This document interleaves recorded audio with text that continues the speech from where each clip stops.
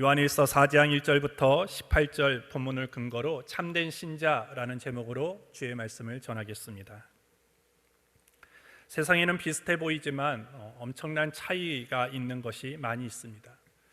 아주 쉬운 예로 우리가 흔히 얘기하는 명품과 짝퉁 이런 것들을 예로 들 수 있죠.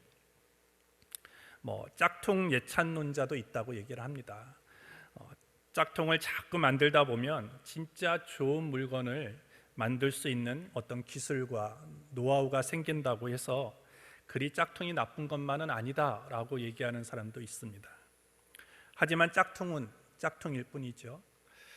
명품은 디자이너들의 어떤 고도의 창의성 그리고 트렌드를 선도하는 예술적 감각에다가 그리고 오랜 기간의 기술을 가지고 있는 장인들의 노련한 기술력, 그것들이 합쳐져서 만들어내는 것입니다.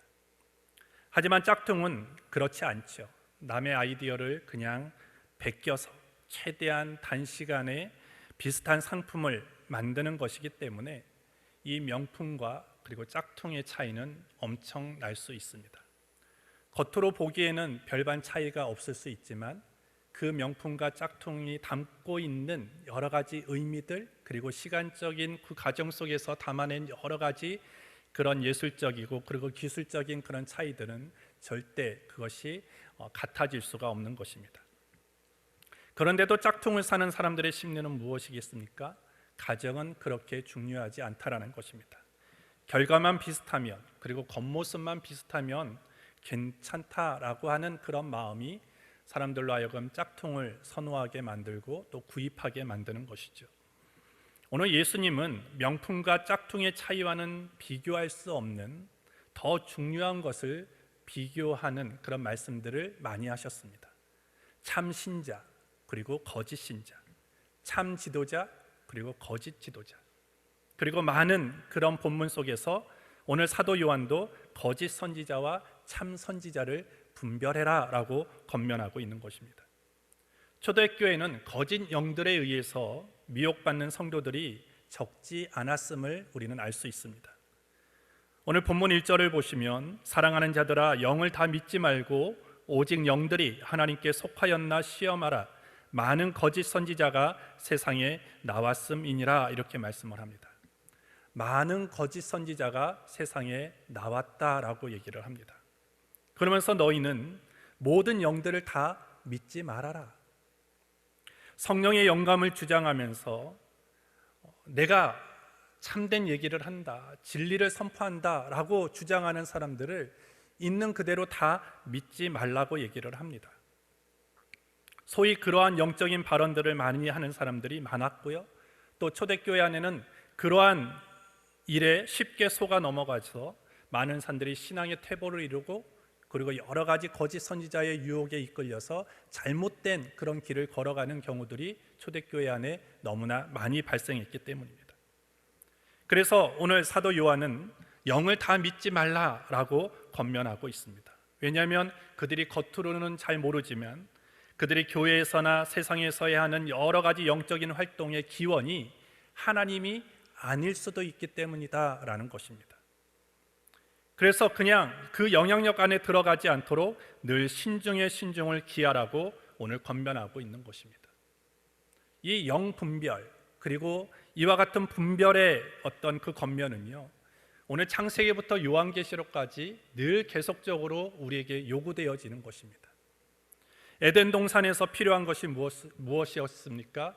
만약에 아담에게 영분별이라는 그런 능력 그리고 그것을 정확하게 판단하고 분별해낼 수 있는 그런 영적인 능력이 있었다면 결코 아담은 그 사단에 속아 넘어가지 않았을 것입니다. 예수님도 이런 말씀을 합니다. 주의 이름으로 예언과 그리고 귀신을 쫓아내고 권능을 행하는 자들 중에도 주님을 도무지 모른다 할 자가 반드시 있을 것이다 라고 경고하셨습니다. 그리고 사도 요한도 요한계시록에서 말씀하죠. 하늘에서 불이 떨어지게 하는 기적을 행하는 자라도 그가 거짓 선지자일 수도 있다라고 경고하고 있습니다. 따라서 오늘 우리는요 늘 오늘 사도 요한의 권면처럼 하나님을 얘기하고 예수님을 얘기하고 성령에 대해서 얘기하며 여러 가지 나는 정말로 영적인 일을 얘기한다 할지라도 모든 것들을 우리가 그냥 아무런 생각 없이 받아들이는 것이 아니라 오늘 그것이 참된 신앙인가, 참된 신자인가 라는 것을 분명하게 우리가 잘 분별해서 그들의 신앙을 받아들이고 또한 우리도 그들이 가르치는 대로 따라갈 수 있는 그런 모습이 되어질 때 우리는 참된 신앙, 참된 신자의 길을 걸어갈 수 있게 되어지는 것입니다. 오늘 사도 요한은 그렇기 때문에 참된 신자를 알아보는 기준에 대해서 오늘 요한 1서에서 우리에게 가르쳐주고 있습니다. 오늘 그러한 기준이 무엇인가를 알아봄으로 인해서 우리에게 지금 그러한 모습이 있는지, 우리 모두가 그런 기준을 잘 알고 우리도 바른 신자로, 참된 신자로 나아갈 수 있게 되기를 주님의 이름으로 축복합니다. 첫 번째로 참된 신자를 알아보는 첫 번째 기준은 무엇인가? 예수님에 대한 참된 신앙의 고백이 있느냐라는 것입니다. 참된 신자를 알아보는 기준으로 본문에서는요, 가장 중요한 것을 얘기합니다. 그것은 뭐냐면 예수님에 대한 참된 신앙 고백을 지금 하고 있느냐라는 것이죠. 오늘 2절을 보십시오.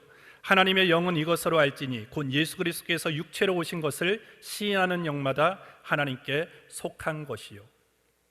또한 15절을 보시면 누구든지 예수를 하나님의 아들이라 시인하면 하나님이 저 안에 거하시고 저도 하나님 안에 거하느니라 라고 말씀합니다. 진짜인지 가짜인지 무엇으로 확인할 수 있느냐? 그리스도에 대한 어떤 충성을 고백하는 자들, 그 충성이 진짜냐 아니면 가짜냐라는 것을 무엇으로 지금 가늠할 수 있는가? 그것은 예수님에 대한 바른 신앙 고백이라고 얘기를 하는 것입니다. 예수 그리스도께서 육체로 오신 것을 시인하는 영마다 하나님께 속했다. 하지만 예수를 시인하지 않은 영마다 하나님께 속한 것이 아니다. 이렇게 사도 요한은 명확하게 제시하고 있습니다. 즉 하나님의 영은 예수가 육체로 오신 것을 시인하는 영이라고 가르쳐 줍니다. 오늘 이 말이 무엇입니까? 오늘 우리가 기독교 안에 또한 교회 안에 예수가 육체로 오신 것을 부인하는 사람이 있습니까? 그 사실에 대해서 모르는 사람이 있습니까? 다 알고 있죠.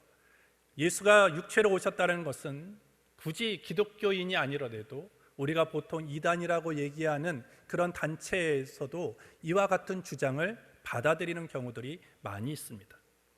그런데 오늘 왜 예수가 육체로 오신 것을 믿는 것이 진짜 신앙의 고백이냐라는 것을 제시하는 이유는 뭐냐면 이 고백이 그냥 입술로만 하는 고백이 아니라는 것입니다.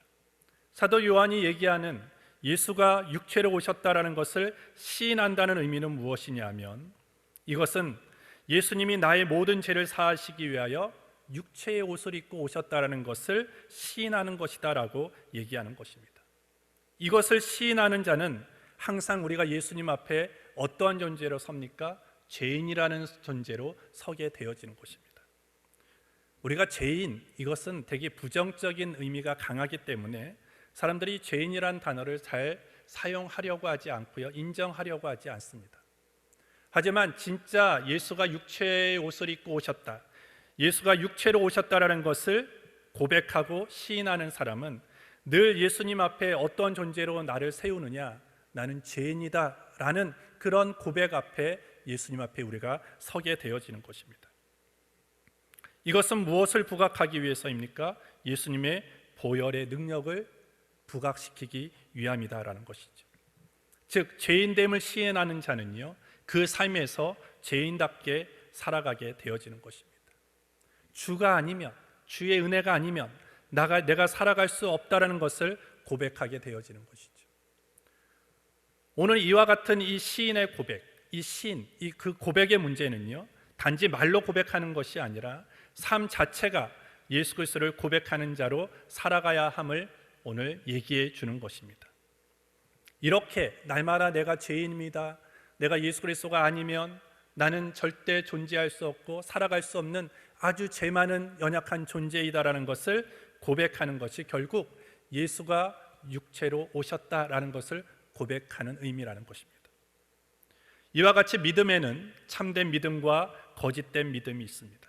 참된 믿음이라는 것은 예수께서 그리스도이심을 믿는 믿음입니다. 그리고 예수께서 하나님의 아들이심을 믿는 믿음입니다. 요한일서 5장 5절에 예수께서 하나님의 아들이심을 믿는 자가 아니면 세상을 이기는 자가 누구뇨라고 얘기합니다. 또한 요한일서 5장 1절에 보시면 예수께서 그리스도이심을 믿는 자마다 하나님께로서 난 자다 이렇게 얘기를 합니다. 진정한 예수에 대한 신앙 고백이 무엇입니까? 예수는 육체로 오셨다. 예수는 하나님의 아들이시다. 예수는 그리스도이시다 라는 그 진정한 시인과 고백이 있는 그 삶이, 그런 신앙이 참된 신앙이라고 얘기하는 것입니다. 오늘 이와 같은 믿음의 고백이 저와 여러분들에게 있어야 될 줄 믿습니다. 많은 사람들의 믿음에 대해서 얘기할 때 적극적인 믿음이다, 창조적인 믿음이다, 기적을 일으키는 믿음이다, 이런 믿음에 대해서 많이 얘기들을 하죠. 하지만 그러한 믿음은요, 성경적인 믿음이 아닙니다. 진짜 성경이 제시하는 믿음은 무엇이냐면 오늘 이 사도 요한이 얘기하는 예수가 육체로 오셨다, 예수가 그리스도시다, 예수가 하나님의 아들이다 라는 이 신앙의 고백이 진정한 믿음이라는 것입니다. 그 터 위에 하나님이 나와 함께 하심으로 말미암아 하나님이 내 삶을 적극적으로 그리고 창조적으로 변화시킬 것이다 라는 그런 믿음이 있는 믿음은 수용할 수 있지만, 받아들일 수 있지만, 예수가 그리스도이심을, 예수가 하나님의 아들이심을, 예수가 육체로 오셨다라는 것은 믿음의 고백 없이 그냥 적극적이고 창조적이고 진취적이고 기적을 일으키는 믿음을 얘기한다면 그 믿음은 성경의 믿음에서 떠나 있는 믿음이라고 얘기할 수 있습니다. 오늘 이 시대, 초대교회 시대 속에서도요, 많은 이단들이 생성되어집니다. 거기에는 예수가 그리스도이심을 완전히 부인하는 그런 논리도 있었지만 예수가 그리스도시고 육체로 오셨다는 것을 얘기하면서도 또 다른 얘기들을 부연해서 예수님에 대해서 얘기하는 그런 많은 그런 잘못된 교리를 전하는 그런 이단들이 생성되었습니다. 오늘날에도 우리가 조심해야 될 것이 무엇입니까? 우리의 신앙의 항상 기초와 베이스는 무엇이어야 되느냐? 예수가 그리스도시요 하나님의 아들이십니다. 예수가 육체로 오셨습니다. 육체로 오신 목적은, 이유는 무엇입니까? 그것은 나를 살리기 위함입니다. 죄로부터 죽을 수밖에 없는 나를 살리기 위하여 육체로 오셔서 내가 짊어져야 될 그 죄의 대가를 대신 짊어지시고 우리를 살리시기 위하여 육체로 오셨다라는 그 믿음을 갖고 살아가는 자가 참된 신자가 되어질 수 있는 것입니다. 오늘 성경이 말씀하시는 대로 보면 성경적인 믿음은요, 늘 예수께서 하나님의 아들이심을 믿는 믿음입니다. 오늘 복음서에 보시면요, 예수님을 만났던 많은 사람들, 병들었던 사람이 예수님을 만나서 병이 나았습니다. 귀신 들렸던 사람이 예수님을 만나서 귀신이 쫓겨나갔습니다. 인생의 패배자들이 예수님을 만나서 인생의 성공자로 바뀌어졌습니다. 이 모든 사람이 병고침을 받고 귀신으로부터 자유함을 얻고 인생의 패배에서 다시 성공의 길로 들어간 그 모든 사람들이 무엇을 고백했느냐? 나는 예수를 만나서 병이 나았어. 난 예수를 만났더니 귀신이 쫓겨나갔어. 그것을 고백하지 않았습니다. 한결같이 그들이 고백했던 것은 무엇이냐면 예수는 그리스도시요 살아계신 하나님의 아들이시다라는 것을 고백했다라는 것입니다. 그래서 오늘 우리가 다시 한번 우리의 신앙을 점검해야 될 줄 믿습니다. 나는 지금 예수를 어떻게 고백하고 있는가? 나는 예수를 지금 어떻게 믿고 있는가를 우리는 다시 한번 점검해야 됩니다. 중요한 사실이 있어요. 요한일서 5장 12절에 보시면 아들이 있는 자에게는 생명이 있고 하나님의 아들이 없는 자에게는 생명이 없느니라. 아들이 있는 자는 생명이 있대요. 하지만 아들이 없는 자는 생명이 없다라고 얘기를 합니다.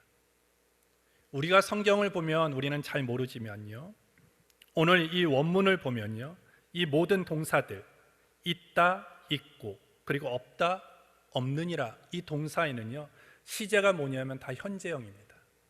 이 말은 뭐냐면 지금 내 안에 하나님의 아들인 예수 그리스도를 믿는 믿음, 현재 그 믿음이 있으면 우리는 생명이 있는 것입니다.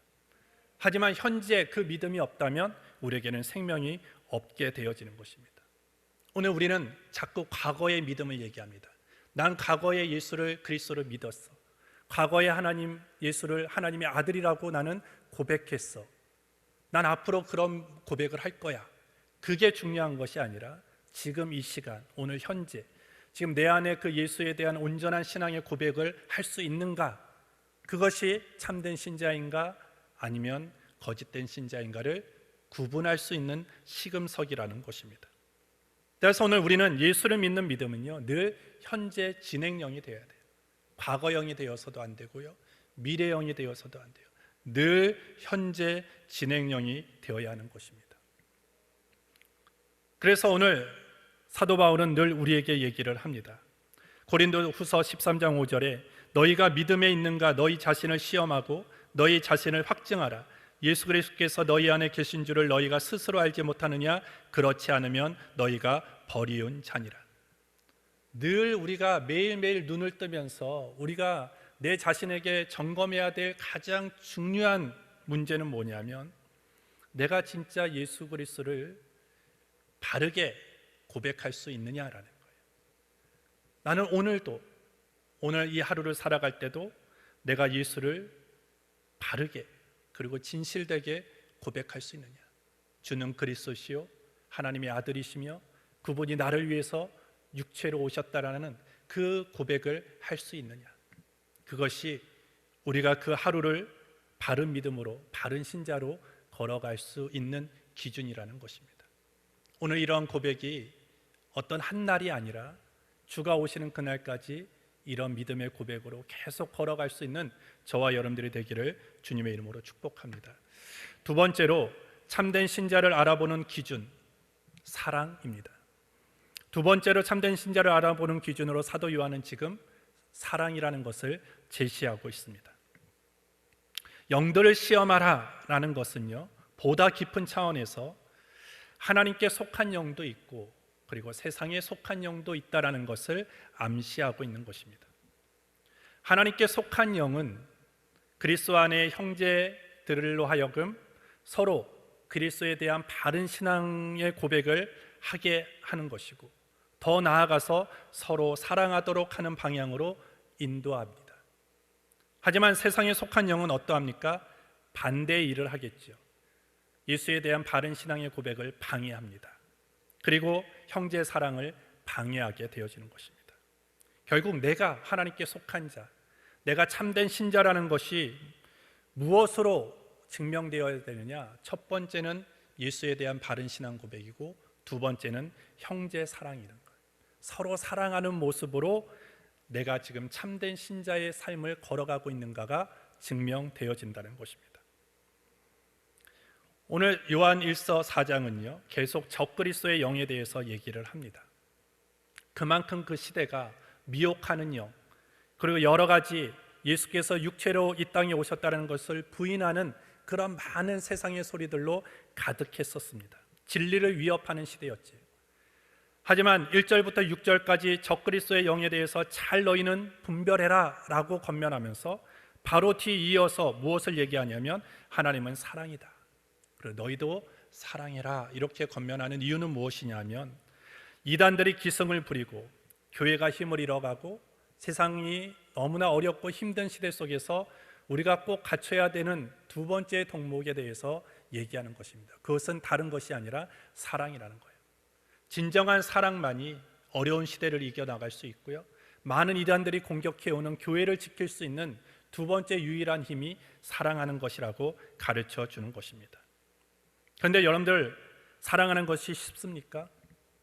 사랑하는 거 쉽지 않습니다.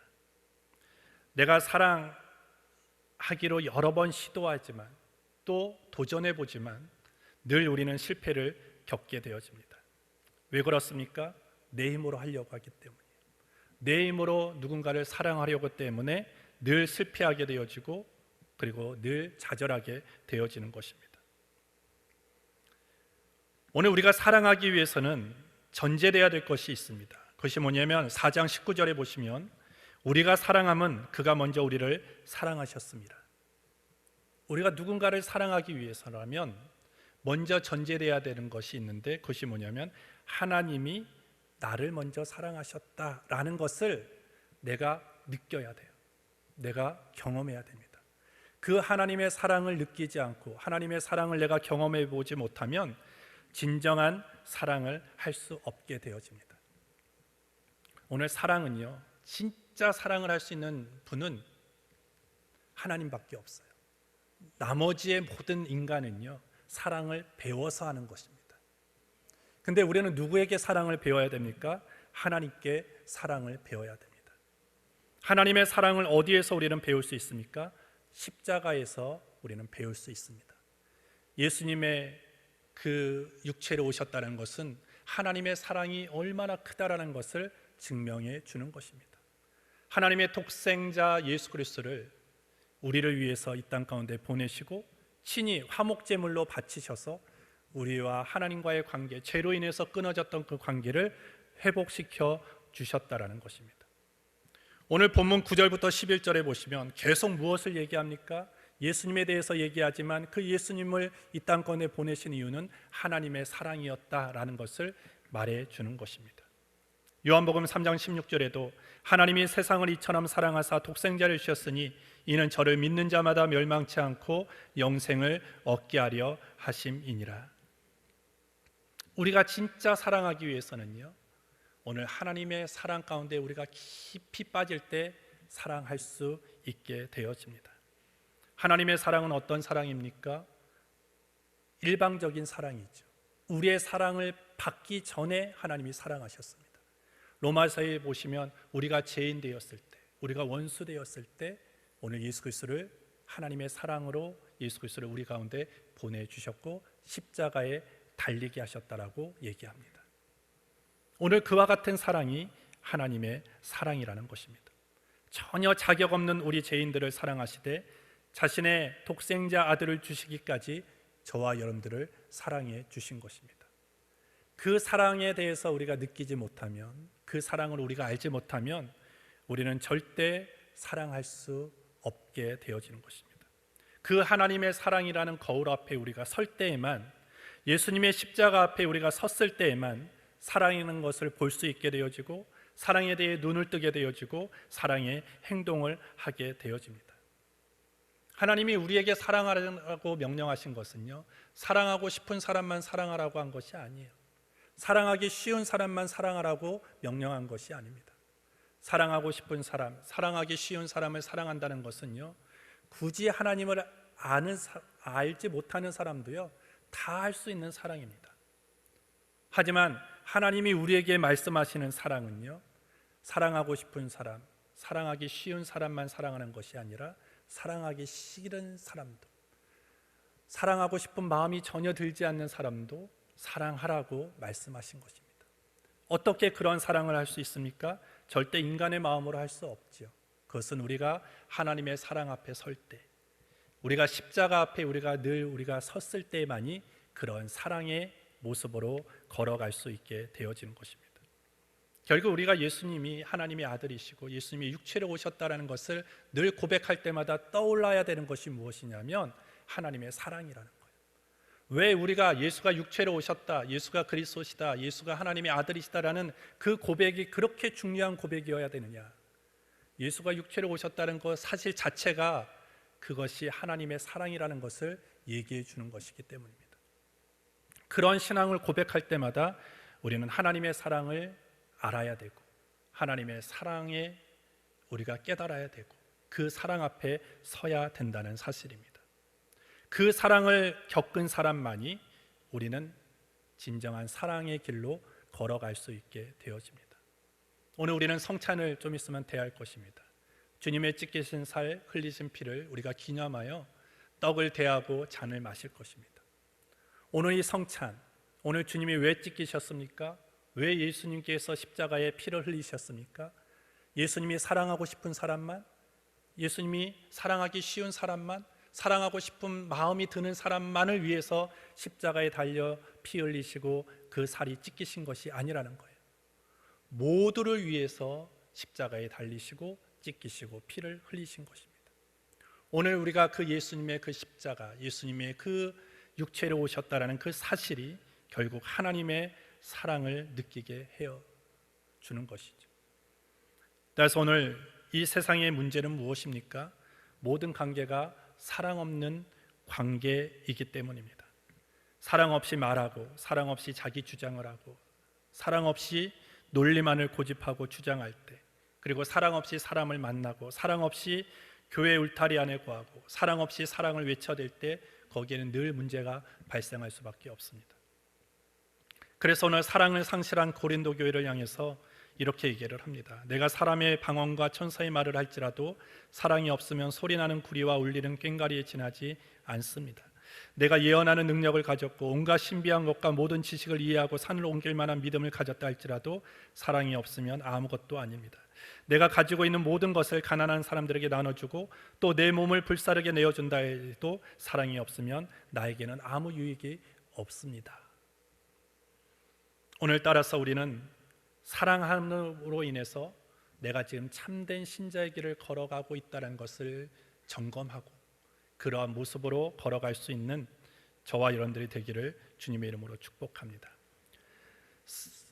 기독교는 사랑의 종교라고 얘기를 하죠. 그래서 아마 교회 안에서 여러분들이 가장 많이 듣는 그런 단어들 중에 하나가 뭐냐면 기도, 예배, 성령 이런 단어들 못지않게 많이 듣는 얘기가 사랑입니다. 그래서 우리가 사랑을 실천하자라고 하면 그거 아는 얘기예요, 난 많이 들어본 얘기예요, 이렇게 얘기를 하죠.